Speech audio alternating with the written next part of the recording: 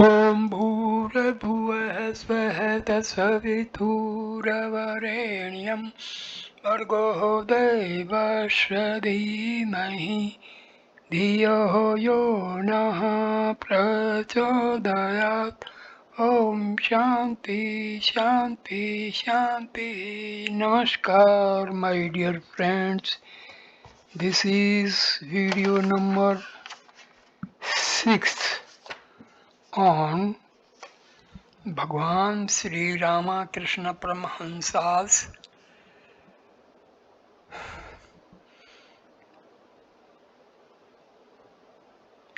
holy book, Gospels. This video starts with no finality about God's nature. A Brahmo devotee, sir, has God forms or has he none? Master, no one can say with finality that God is only this and nothing else. He is formless and again he has forms. For the Bhakta he assumes forms, but he is formless for the Jnani, that is for him who looks on the world as a mere dream. The Bhakta feels that he is one entity and the world another. Therefore, God reveals himself to him as a person. But the Jnani, the Vedantist, for instance, always reasons, applying the process of not this, not this.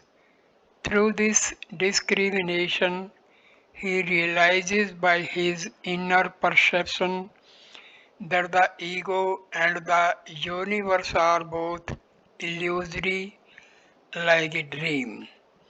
Then the Jnani realizes Brahma in his own consciousness.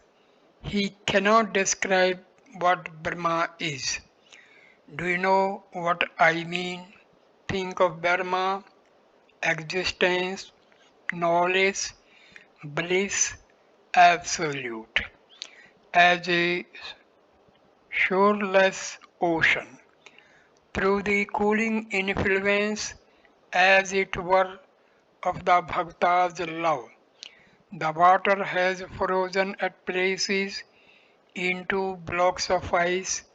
In other words, God now and then assumed various forms for his lovers and reveals himself to them as a person. But with the rising of the sun of knowledge, the blocks of ice melt.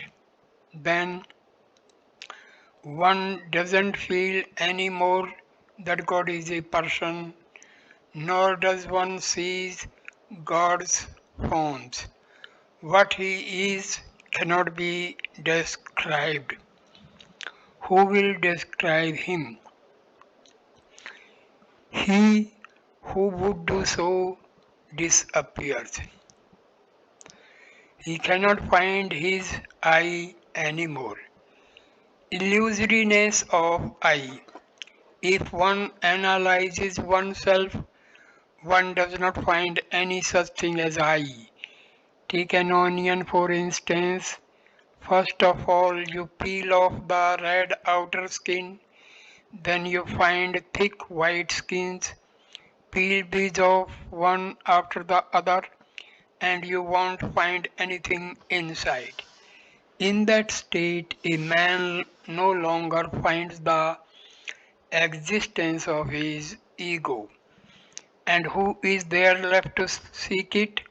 Who can describe how he feels in that state in his own pure consciousness about the real nature of Brahma? Once a salt doll went to measure the depth of the ocean. No sooner was it in the water Then it melted. Now who was to tell the depth? Sign of perfect knowledge. There is a sign of perfect knowledge. Man becomes silent when it is attained. Then the eye, which may be likened to the salt doll, melts in the ocean of existence, knowledge, bliss absolute, and becomes one with it. Not the slightest trace of distinction is left. As long as his self analysis is not complete, man argues with much ado, but he becomes silent when he completes it. When the empty pitcher has been filled with water, when the water inside the pitcher becomes one with the water of the lake outside, no more sound is heard. Sound comes from the pitcher as long as the pitcher is not filled with water. People used to say in olden days that no boat returns after having once entered the black waters of the ocean. All trouble and botheration come to an end when the I dies. You may indulge in thousands of reasoning, but still the I doesn't disappear. For people like you and me, it is good to have the feeling I am a lover of God. Personal God for devotees. The Saguna Brahma is meant for the Bhaktas. In other words, a Bhakta believes that God has attributes and reveals himself to man as a person, assuming forms. It is he who listens to our prayers. The prayers that you utter are directed to him alone. You are Bhaktas, not Jnanis or Vedantists. It doesn't matter whether you accept God with form or not. It is enough to feel that God is a person who listens to our prayers, who creates, preserves, and destroys the universe, and who is endowed with infinite power. It is easier to attain God by following the path of devotion. Brahmo devotee. Sir, is it possible for one to see God? If so, why can't we see Him? Master, yes, He can surely be seen. One can see His forms and His formless aspect as well. How can I explain that to you? Intense longing enables one to see God. Brahmo devotee. What are the means by which one can see God? Master. Can you weep for him with intense longing of heart? Men shed a jug full of tears for the sake of their children, for their wives, or for money. But who weeps for God? So long as the child remains engrossed with its toys, the mother the mother looks after her cooking and other household duties, but when the child no longer relishes the toys, it throws them aside and yells for its mother. Then the mother takes the rice pot down from the hearth, runs in haste, and takes the child in her arms. Why so much controversy about God? Brahmo devotee. Sir, why are there so many different opinions about the nature of God? Some say that God has form, while others say that He is formless. Again, those who speak of God with form tell us about his different forms. Why all this controversy? Master, a devotee thinks of God as he sees him. In reality, there is no confusion about God. God explains all this to the devotees if the devotee only realizes him somehow. You have not set your foot in that direction. How can you expect to know all about God? Parable of the Chameleon. Listen to a story. Once a man entered a wood and saw a small animal on a tree. He came back and told another man that he had seen a creature of a beautiful red color on a certain tree. The second man replied, when I went into the wood, I also saw that animal. But why do you call it red? It is green. Another man who was present contradicted them both and insisted that it was yellow. Presently, others arrived and contended that it was grey, violet, blue, and so forth and so on. At last, they started quarreling among themselves. To settle the dispute, they all went to the tree. They saw a man sitting under it. On being asked, he replied, yes, I live under this tree and I know the animal very well. All your descriptions are true. Sometimes it appears red, sometimes yellow, and at other times blue, violet, grey, and so forth. It is a chameleon, and sometimes it has no color at all. Now it has a color, and now it has none. In like manner, one who constantly thinks of God can know his real nature. He alone knows that God reveals himself to seekers in various forms and aspects. God has attributes, then again he has none. Only the man who lives under the tree knows that the chameleon can appear in various colors, and he knows further that the animal at times has no color at all. It is the others who suffer from the agony of futile argument. Kabir used to say, the formless absolute is my father, and God with form is my mother. God reveals himself in the form which his devotees loves most. His love for the devotee knows no bounds. It is written in the Purana that God assumed the form of Rama for his heroic devotee Hanuman. Vedantic non-dualism. The forms and aspects of God disappear when one discriminates in accordance with the Vedanta philosophy. The ultimate conclusion of such discrimination is that Brahma alone is real and this world of names and forms illusory.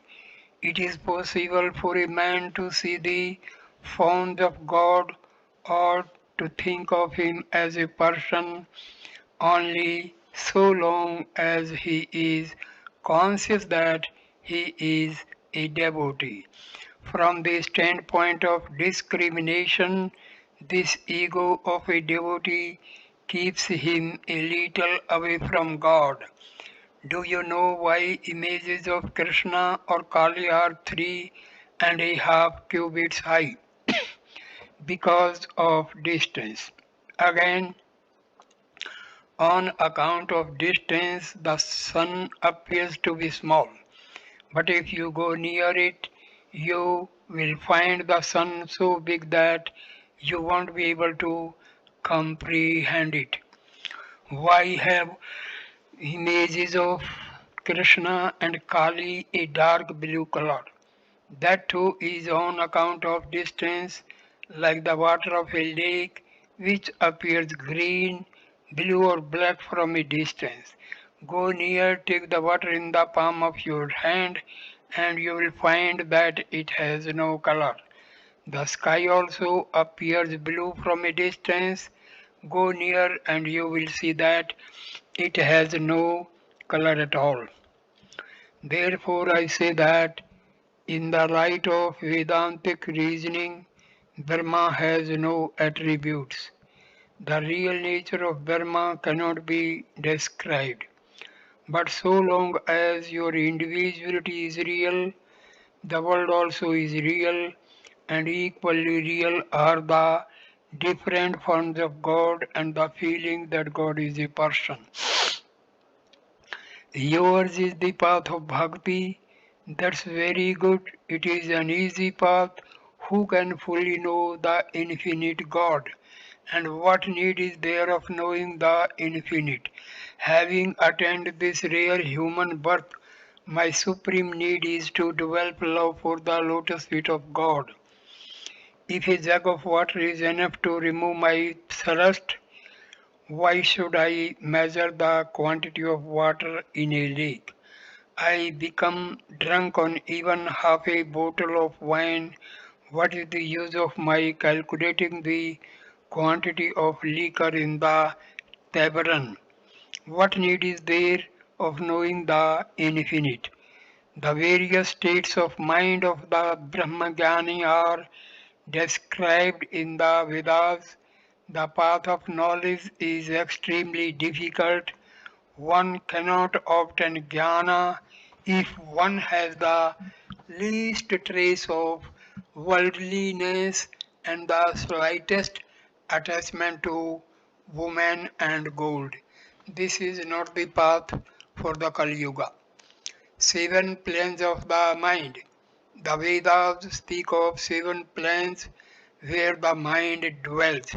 When the mind is immersed in worldliness, it dwells in the three lower planes at the navel, the organ of generation, and the organ of evacuation. In that state, the mind loses all its higher visions.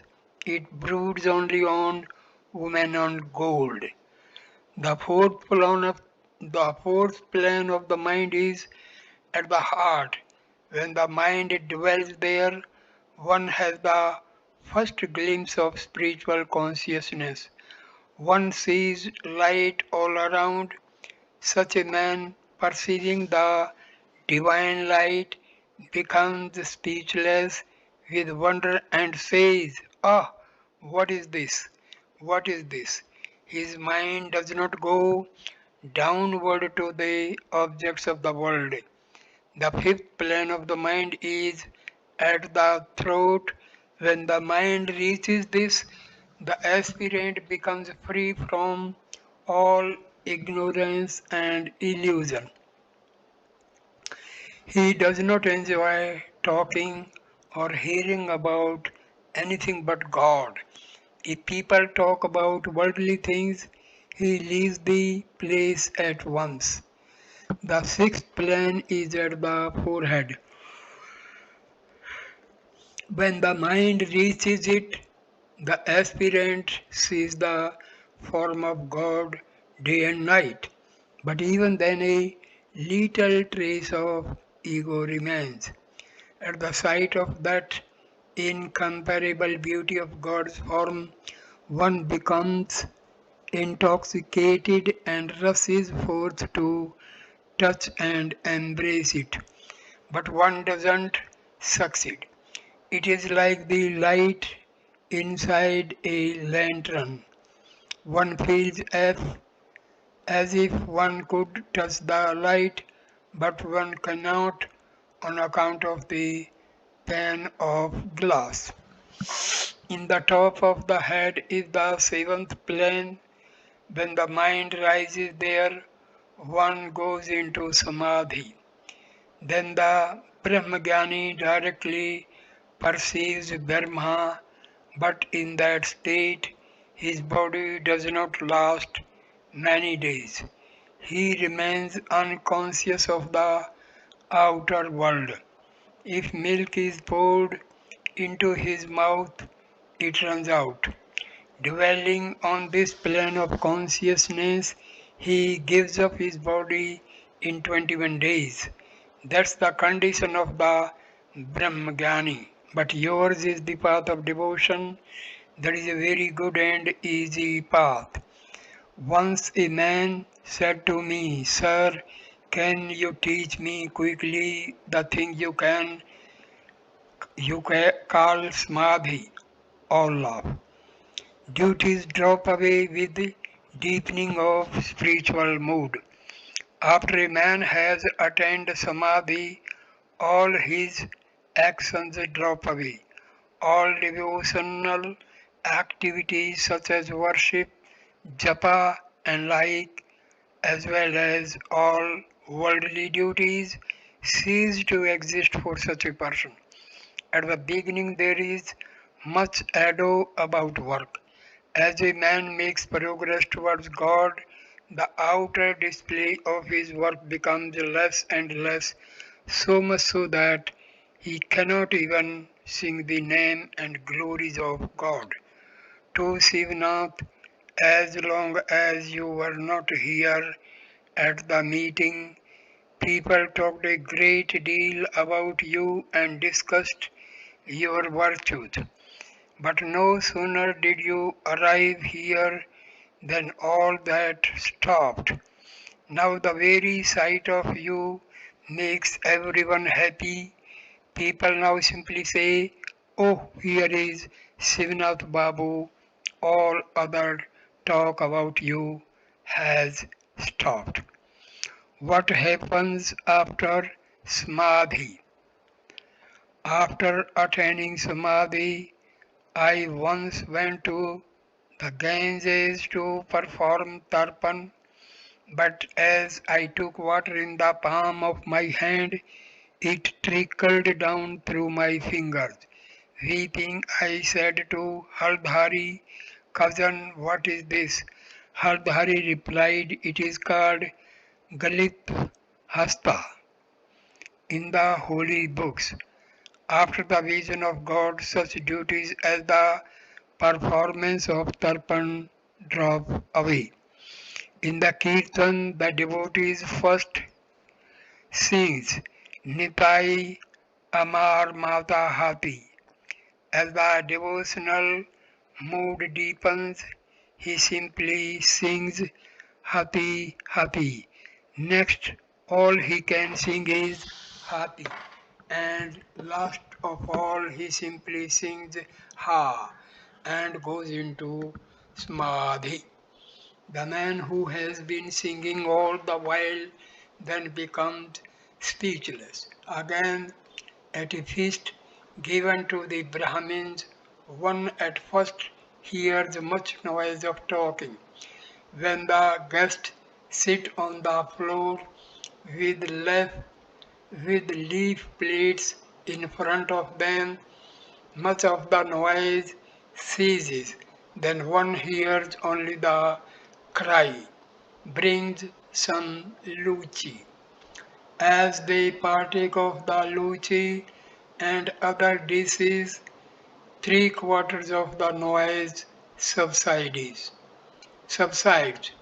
When the curd, the last course appears, one hears only the sound soup as the guests eat the curd with their fingers.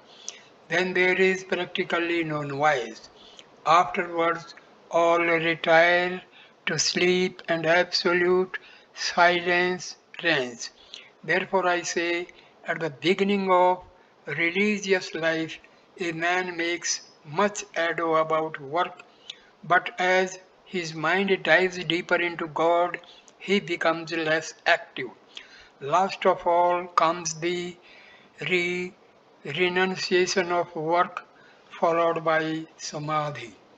Generally, the body does not remain alive after the attainment of samadhi. The only exceptions are such sages as Narada who keep their bodies alive in order to bring spiritual light to others. It is also true of divine incarnations like Chaitanya. After the well is dug, one generally throws away the spade and the basket, but some keep them in order to help their neighbors. The great souls who retain their bodies after samadhi feel compassion for the suffering of others. They are not so selfish as to be satisfied with their illumination. You are well aware of the nature of selfish people. If you ask them to sit at a particular place, they won't, lest it should do you good. If you ask them to bring a sweetmeat worth a cent from the store, they will perhaps lick it on the way back or laugh. But the manifestations of divine power are different in different beings. Ordinary souls are afraid to teach others. A piece of worthless timber may itself somehow float across the water, but it sinks even under the weight of a bird. Sages like Narada are like a heavy log of wood, which not only floats on the water but also can carry man, cows, and even elephants to Shivanath and the other Brahmo devotees. Can you tell me why you dwell so much on the powers and glories of God? I asked the same thing of Keshav Sen. One day Keshav and his party came to the temple garden at Dakshineshwar. I told them I wanted to hear how they lectured. A meeting was arranged in the paved courtyard above the bathing ghat on the Ganges where Keshav gave a talk. He spoke very well. I went into a trance. After the lecture, I said to Keshav, why do you so often say such things as, O God, what beautiful flowers thou hast made? O God, thou hast created the heavens, the stars, and the ocean, and so on. Those who love splendor themselves are fond of dwelling on God's splendor. Once a thief stole the jewels from the images in the temple of Radha Kanta. Mathur Babu entered the temple and said to the deity, what a shame, O God, you could not save your own ornaments. The idea, I said to Mathur, does he who has Lakshmi for his handmaid and attendant ever lack any splendor? Those jewels may be precious to you, but to God they are no better than lumps of clay. Shame on you, you should not have spoken so meanly. What riches can you give to God to magnify His glory? Therefore I say, a man seeks the person in whom he finds joy. What need has he to ask where that person lives? The number of his houses, gardens, relatives, and servants, or the amount of his wealth. I forget everything when I see Narendra. Never even unwittingly have I asked him where he lived, what is his father's profession was, or the number of his brothers. Dive deep in the sweetness of God's bliss. What need have we of His infinite creation and unlimited glory? The Master sang. Dive deep, O mind, dive deep in the ocean of God's beauty. If you descend to the uttermost depths, there you will find the gem of love. Go seek, O mind, go seek Vrindavan in your heart, where with his loving devotees Sri Krishna sports eternally. Light up, O mind, light up true wisdom's shining lamp, and let it burn with steady flame, unceasingly within your heart. Who is it that steers your boat across the solid earth? It is your Guru, says Kabir. Meditate on his holy feet. Sri Ramakrishna continued, it is also true that after the vision of God, the devotees desired to witness his Leela after the destruction of Ramana at Rama's hands. Nikasha, Ramana's mother, began to run away for fear of her life. Lakshmana said to Rama, Revered brother, please explain this strange thing to me. This Nikasa is an old woman who has suffered a great deal from the loss of her many sons, and yet she is so afraid of losing her own life that she is taking to her heels. Rama bade her come near, gave her assurance of safety, and asked her why she was running away. Nikasa answered, O Rama, I am able to witness all this Leela of yours because I am still alive. I want to live longer so that I may see the many more things you will do on this earth, O Allah. To Sivnath, I like to see you. How can I live unless I see pure souled devotees? I feel as if they had been my friends in a former incarnation.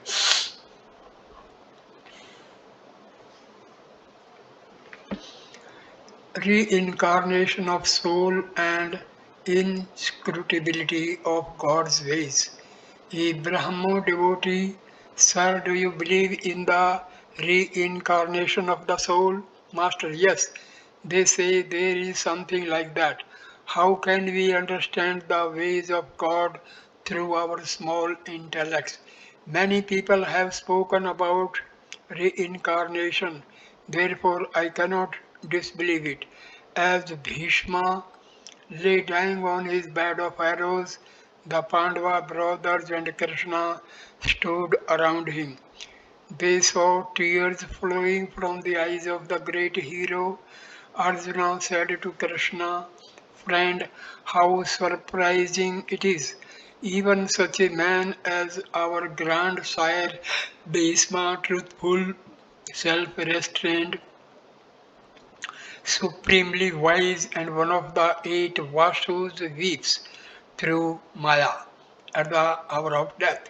Sri Krishna asked Bhishma about it. Bhishma replied, O Krishna, you know very well that this is not the cause of my grief. And thinking that there is no end to the Pandavas' sufferings, though God Himself is their charioteer. A thought like this makes me feel that I have understood nothing of the ways of God, and so I weep. It was about 8:30 when the evening worship began in the prayer hall. Soon the moon rose in the autumn sky and flooded the trees and creepers of the garden with its light. After prayer, the devotees began to sing. Sri Ramakrishna was dancing, intoxicated with the love of God. The Brahmo devotees danced around him to the accompaniment of drums and cymbals.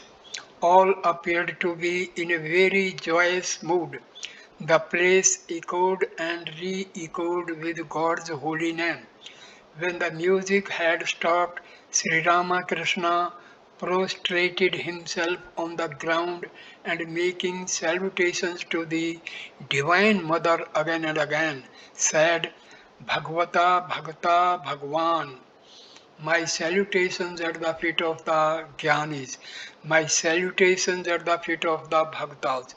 I salute the Bhaktas who believe in God with form, and I salute the Bhaktas who believe in God without form.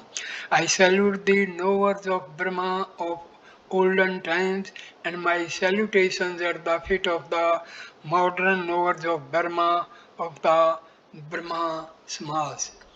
Then the master and the devotees enjoyed a supper of delicious dishes which Beni Madhav, their host, had provided.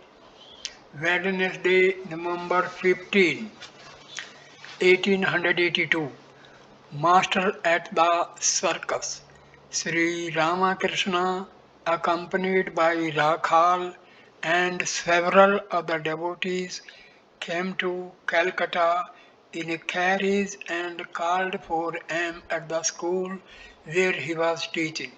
Then they all set out for the Maidan. Sri Ramakrishna wanted to see the Wilson Circus. As the carriage rolled along the crowded Chitpur road, his joy was very great. Like a little child, he leaned first out of one side of the carriage and then out of the other, talking to himself as if addressing the passers-by. To him he said, I find the attention of the people fixed on earthly things. They are all rushing about for the sake of their stomachs.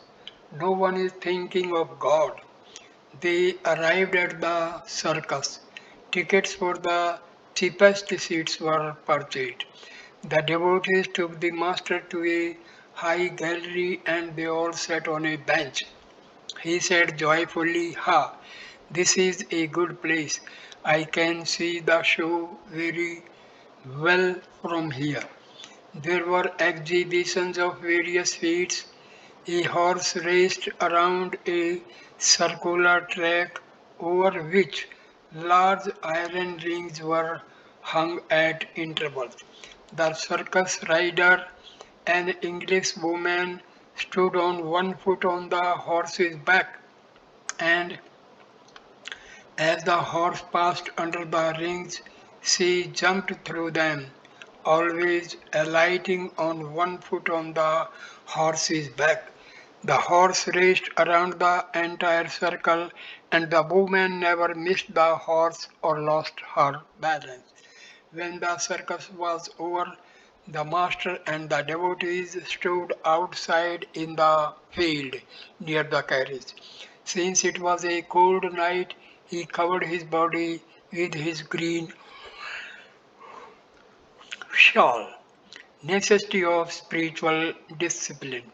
Sri Ramakrishna said to M, Did you see how that English woman stood on one foot on her horse while it ran like lightning? How difficult a feat that must be. She must have practiced a long time. The slightest carelessness and she would break her arms or legs. She might even be killed. One faces the same difficulty leading the life of a householder. A few succeed in it through the grace of God and as a result of their spiritual practice, but most people fail. Entering the world, they become more and more involved in it. They drown in worldliness and suffer the agonies of death. If you only, like Janka, have succeeded through the power of their austerity. In leading this spiritual life as householders, therefore, spiritual practice is extremely necessary, otherwise, one cannot rightly live in the world. The master got into the carriage with the devotees and went to Balram Bose's house. He was taken with his companions to the second floor. It was evening and the lamps were lighted. The master described the feats he had seen at the circus. Gradually other devotees gathered and soon he was engaged in spiritual talk with them. Master on caste system. The conversation turned to the caste system. Sri Ramakrishna said, the caste system can be removed by one means only, and that is the love of God. Lovers of God do not belong to any caste. The mind, body, and soul of a man becomes purified through divine love. Chaitanya and Nityananda scattered the name of Hari to everyone, including the Pariah, and embraced them all. A Brahmin without this love is no longer a Brahmin, and a Priya with the love of God is no longer a Priya. True bhakti and untouchable becomes pure and elevated. Entanglement of householders. Speaking of householders entangled in worldliness, the Master said, they are like the silkworm. They can come out of the cocoon of their worldly life if they wish, but they cannot bear to, for they themselves have built the cocoon with great love and care. So they die there. Or they are like the fish in a trap. They can come out of it by the way they entered, but they sport inside the trap with other fish and hear the sweet sound of the murmuring water and forget everything else. They don't even make an effort to free themselves from the trap.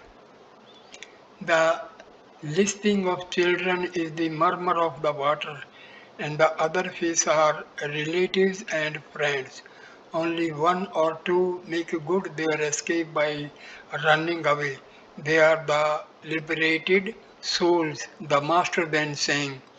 When such delusion veils the world through Mahamaya's spell, that Brahma is bereft of sense and Vishnu loses consciousness, and what hope is left for man?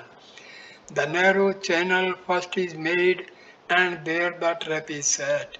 But open through the passage lies, the fish once safely through the gate do not come out again. The silkworm patiently prepares its closely spun cocoon, yet even though a way leads forth and cast within its own cocoon, the worm remains to die. The Master continued, man may be likened to grain. He has fallen between the milestones and is about to be crushed. Only the few grains that stay near the peg escape. Therefore, man should take refuge at the peg, that is to say, in God. Call on Him, sing His name, then you will be free. Otherwise, you will be crushed by the King of Death. The Master saying again, Mother, mother, my boat is sinking here in the ocean of this world. Fiercely the hurricane of delusion rages on every side. Clumsy is my helmsman, the mind. Stubborn my six oarsmen, the passions into a pitiless wind. I sailed my boat and now it is sinking. Split is the rudder of devotion. Tattered is the sail of faith. Into my boat the waters are pouring. Tell me what shall I do? For with my fading eyes, alas, nothing but darkness do I see. Here in the waves I will swim, O Mother, and cling to the raft of thy name. Mr. Viswas had been sitting in the room a long time. He now left. He had once been wealthy but had squandered everything in an immoral life. Finally, he had become indifferent to his wife and children. Referring to Mr. Viswas, the master said, he is an unfortunate wretch. A, how a householder has his duties to discharge. his debts to pay, his debt to the gods, his debt to his ancestors, his debt to the rishis, and his debt to wife and children. If a wife is chaste, then her husband should support her. He should also bring up their children until they are of age. Only a monk must not save. The bird and the monk do not provide for the morrow, but even a bird provides when it has young. It brings food in its bill for its chicks. Balram, Mr. Viswas now wants to cultivate the company of holy people. Master, with a smile. A monk's Kamandalu goes to the four principal holy places with him, but it still tastes bitter. Likewise, it is said that the Malaya breeze turns all trees into sandalwood, but there are a few exceptions, such as the cotton tree, the aswatha, and the hog plum. Some frequent the company of holy men in order to smoke hemp. Many monks smoke it, and these householders stay with them, prepare the hemp, and partakes of the prasad. Thursday, November 16, 1882. The master had come to Calcutta. In the evening, he went to the house of Raj Mohan, a member of the Brahmo Samaj, where Narendra and some of his young friends used to meet and worship according to the Brahmo ceremonies. Sri Ramakrishna wanted to see their worship. He was accompanied by M and a few other devotees. The master was very happy to see Narendra and expressed a desire to watch the young men at their worship. Narendra sang and then the worship began. One of the young men conducted it. He prayed, O Lord, may we give up everything and be absorbed in Thee. Possibly the youth was inspired by the Master's presence and so talked of utter renunciation. Sri Ramakrishna remarked in a whisper, much likelihood there is of that. Raj Mohan served the Master with refreshments. Sunday, November 19, 1882. It was the auspicious occasion of the Jagadhatri Puja, the festival of the Divine Mother. Sri Ramakrishna was invited to Surendra's house in Calcutta, but first he went to the house of Manamohan in the neighborhood. The master was seated in Manmohan's parlor. He said, God very much relishes the bhakti of the poor and the lowly, just as the cow relishes fodder mixed with oil cake. King Duryodhana showed Krishna the splendor of his wealth and riches, but Krishna accepted the hospitality of the poor Vidura. God is fond of his devotees.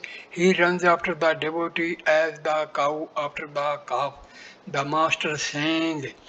And for that love, the mighty yogis practice yoga from age to age.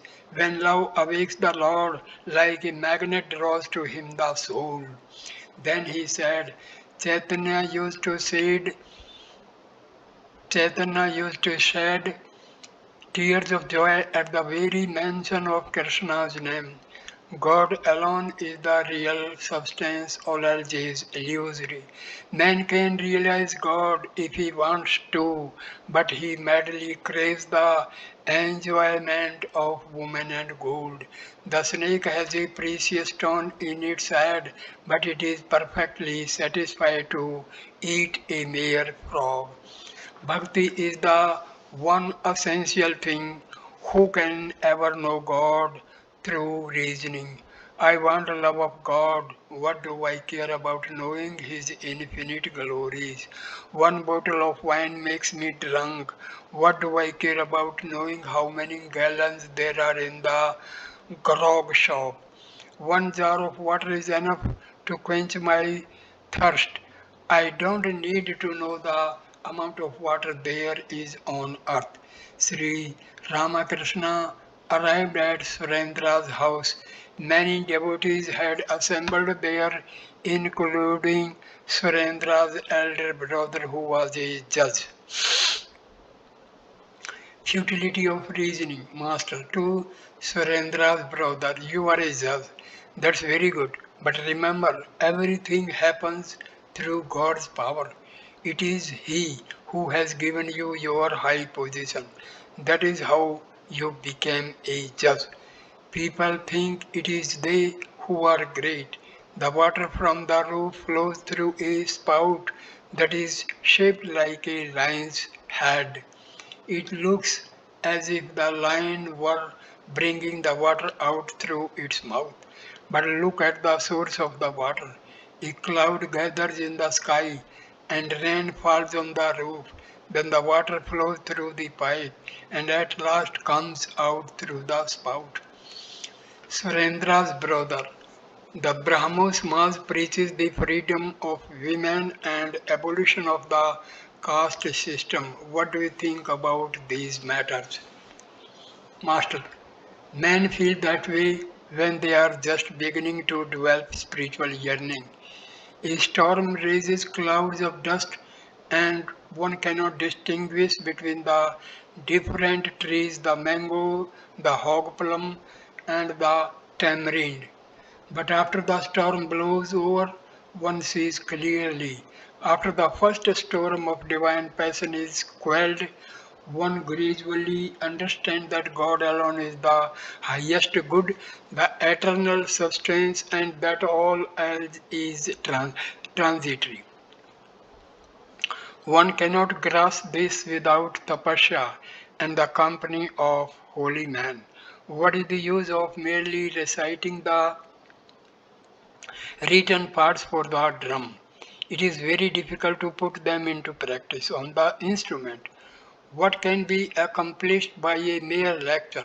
It is austerity that is necessary. By that alone can one comprehend. You asked about caste distinctions. There is only one way to remove them, and that is by love of God. Lovers of God have no caste. Through this divine love, the untouchable becomes pure. The pariah no longer remains a pariah. Chaitanya embraced all, including the pariyas. The members of the Brahmos must sing the name of Hari. That is very good. Through earnest prayer, one receives the grace of God and realizes Him. God can be realized by means of all paths. The same God is invoked by different names. Master on Theosophy. Surendra's brother, sir, what do you think of Theosophy? Master, I have heard that man can acquire superhuman powers through it and perform miracles. I saw a man who had brought a ghost under control. The ghost used to procure various things for his master. What shall I do with the superhuman powers? Can one realize God through them? If God is not realized, then everything becomes false. November 1882. It was about 4 o'clock in the afternoon when Sri Ramakrishna arrived in Calcutta to attend the annual festival of the Brahmos Mass, which was to be celebrated at Manilal Malik's house. Besides M and other devotees of the Master, Vijay Goswami and a number of Brahmos were present. Elaborate arrangements had been made to make the occasion a success. Vijay was to conduct the worship. The Kathak recited the life of Prahlada from the Purana. Its substance was as follows. Hiranyakashipu, Prahlada's father, was king of the demons. He bore great malice towards God and put his own son through endless tortures for leading a religious life. Afflicted by his father, Prahlada prayed to God, O God, please give my father holy inclinations. At these words the master wept. He went into an ecstatic mood. Afterwards, he began to talk to the devotees. Master, bhakti is the only essential thing. One obtains the love of God by constantly chanting His name and singing His glories. Ah, what a devotee Shivnath is! He is soaked in the love of God like a cheesecake in syrup. One should not think my religion alone is the right path and other religions are false. God can be realized by means of all paths. It is enough to have sincere yearning for God. Infinite are the paths and infinite the opinions. The pure in heart sees God. Let me tell you one thing, God can be seen. The Vedas say that God is beyond mind and speech. The meaning of this is that God is unknown to the mind attached to worldly objects. Vaishnavacharan used to say, God is known by the mind and intellect that are pure. Therefore, it is necessary to seek the company of holy men. Practice prayer and listen to the instruction of the Guru. These purify the mind. Then one sees God that can be removed from water by a purifying agent. Then one sees one's reflection in it. One cannot see one's face in a mirror if the mirror is covered with dirt. After the purification of the heart, one obtains divine love. When one sees God through His grace, one can teach others if one receives that command from God after seeing Him. Before that, one should not lecture.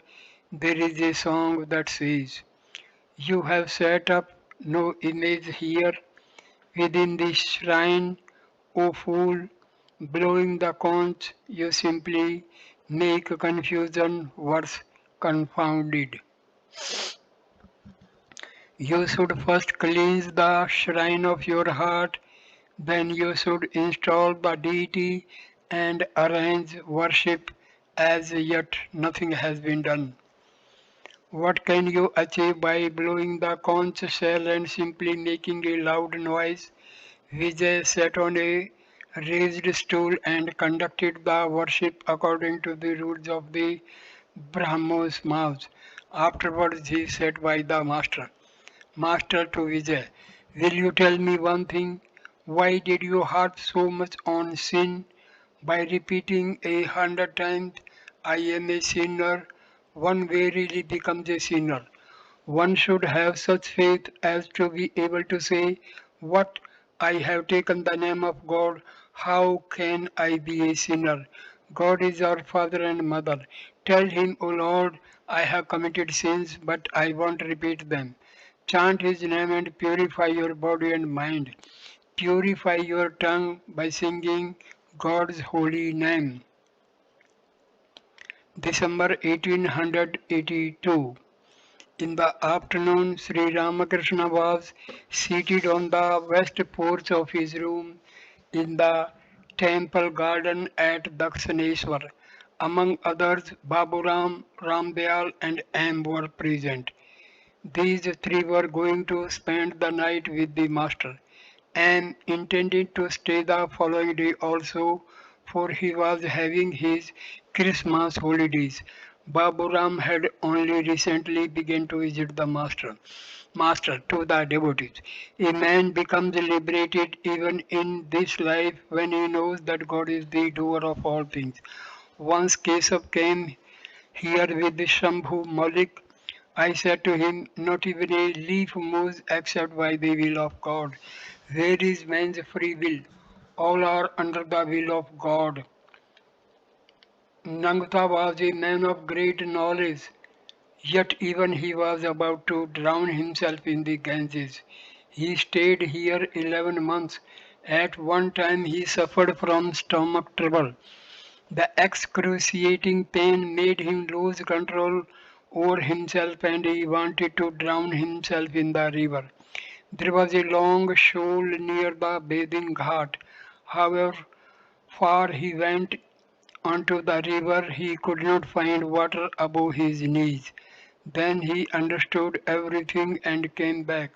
At one time I was very ill and was about to cut my throat with a knife.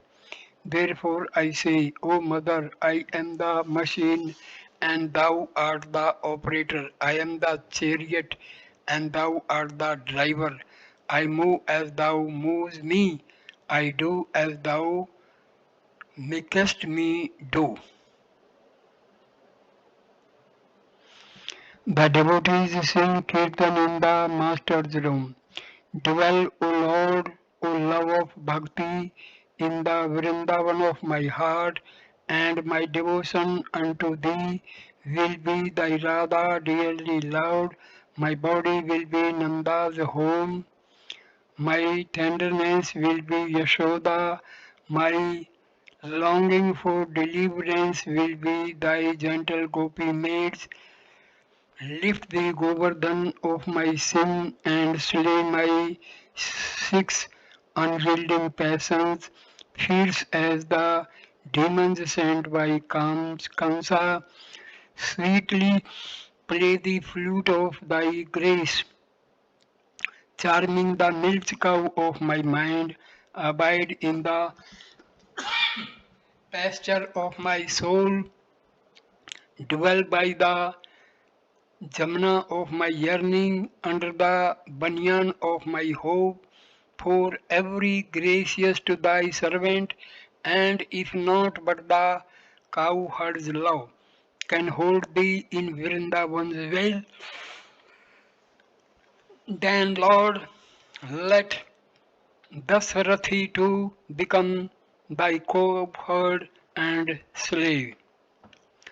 Again they sing, sing, O bird that nestles deep within my heart, sing, O bird that sits on the kalpa tree of Brahma, sing God's everlasting praise, taste, O bird of the four fruits of the kalpa tree, dharma, artha, kama, moksha, sing, O bird, he alone is the comfort of my soul, sing, O bird, he alone is my life's enduring joy.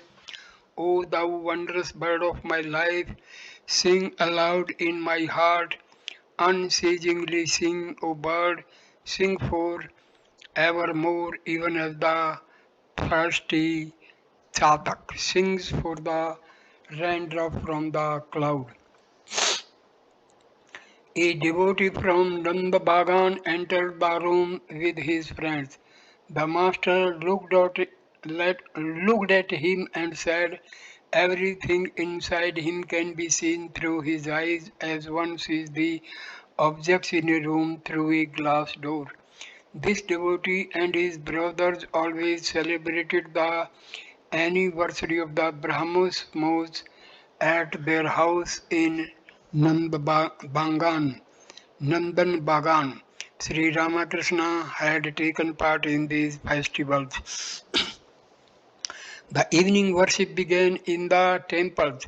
The master was seated on the small couch in his room, absorbed in meditation.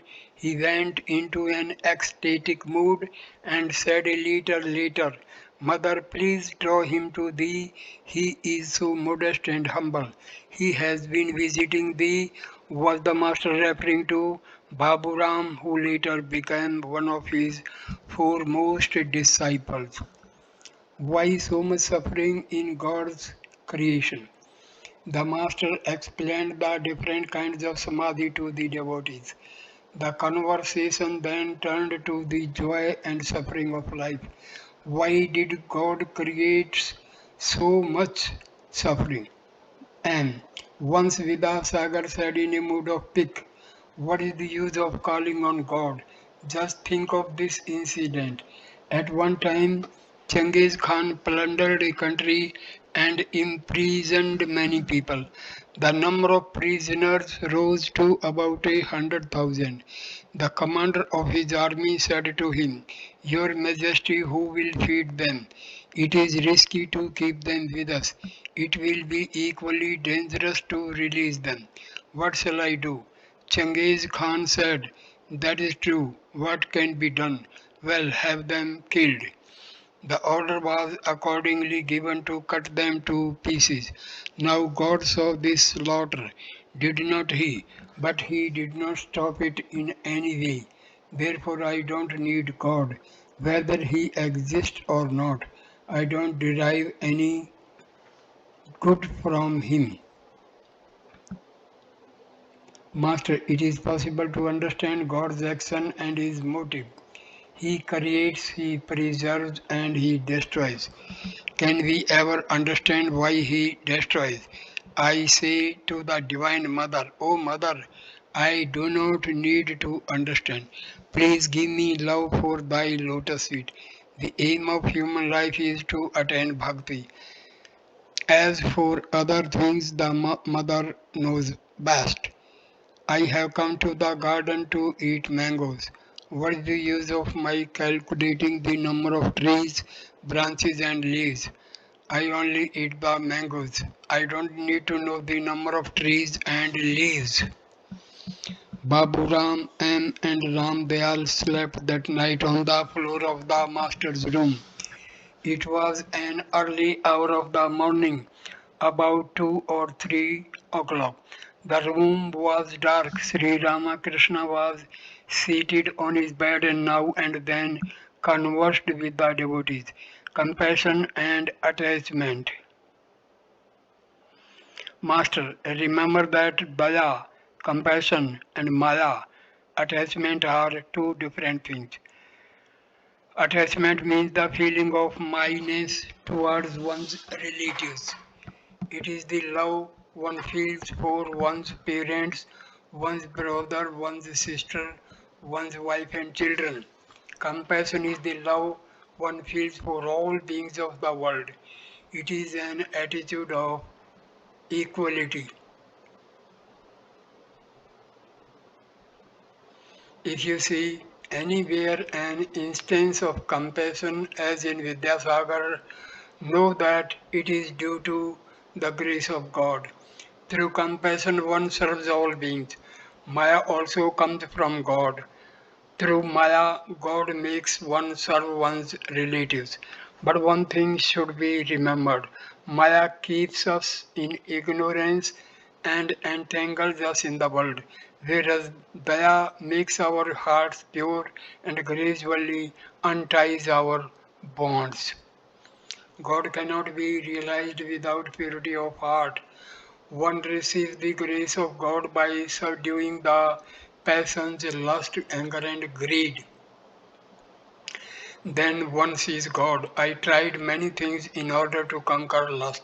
When I was 10 or 11 years old and lived at Kamarpukur, I first experienced samadhi. As I was passing through a paddy field, I saw something and was overwhelmed. There are certain characteristics of God vision. One sees light, feels joy, and experiences the upsurge of a great current in one's chest like the bursting of a rocket.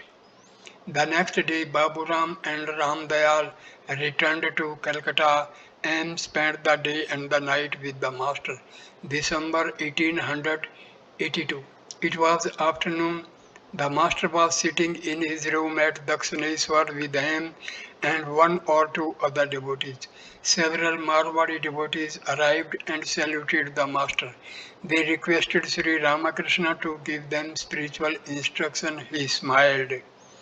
Master to the Marwadi devotees. You see, the feeling of I and mine is the result of ignorance. But to say, O God, thou art the doer, all these belong to thee, is the sign of knowledge. How can you say such a thing as mind. The superintendent of the garden says, "This is my garden." But if he is dismissed because of some misconduct, then he does not have the courage to take away even such a worthless thing as his mango wood box. Anger and lust cannot be destroyed. Turn them towards God. If you must feel desire and temptation, then desire to realize God, feel tempted by Him. Discriminate and turn the passions away from worldly objects. When the elephant is about to devour a plantain tree in someone's garden, the mahout strikes it with his iron-tipped goad. You are merchants. You know how to improve your business gradually. Some of you start with a castor oil factory. After making some money at that, you open a cloth shop. In the same way, one makes progress towards God. It may be that you go into solitude now and then and devote more time to prayer. But you must remember that nothing can be achieved except in its proper time. Some persons must pass through many experiences and perform many worldly duties before they can turn their attention to God, so they have to wait a long time. If an abscess is launched before it is soft, the result is not good. The surgeon makes the opening when it is soft and has come to a head. Once a child said to its mother, "Mother, I am going to sleep now. Please wake me up when I feel the call of nature." "My child," said the mother, "when it is time for that, you will wake up yourself. I shall not have to wake you up." The Marwari devotees generally brought offerings of fruit, candy, and other sweets for the master. But Sri Ramakrishna could hardly eat them. He would say, "They earn their money by falsehood. I cannot eat their offerings." He said to the Marwadis, "You see, one cannot strictly adhere to truth in business. There are ups and downs in business. Nanak once said, I was about to eat the food of unholy people when I found it stained with blood. A man should offer only pure things to holy men. He should not give them food earned by dishonest means. God is realized by following the path of truth. One should always chant His name, even while one is performing one's duties. The mind should be left with God. Suppose I have a carbuncle on my back. I perform my duties, but the mind is drawn to the carbuncle. It is good to repeat the name of Rama. The same Rama who was the son of King Dasharatha has created this world. Again, as spirit, he pervades all beings. He is very near us. He is both within and without. I conclude this video here. Thank you for watching this video. Please like, comment and share the video. And next video number 7 will start with chapter 7, The Master and Vijay Goswami. Thank you. Namaskar.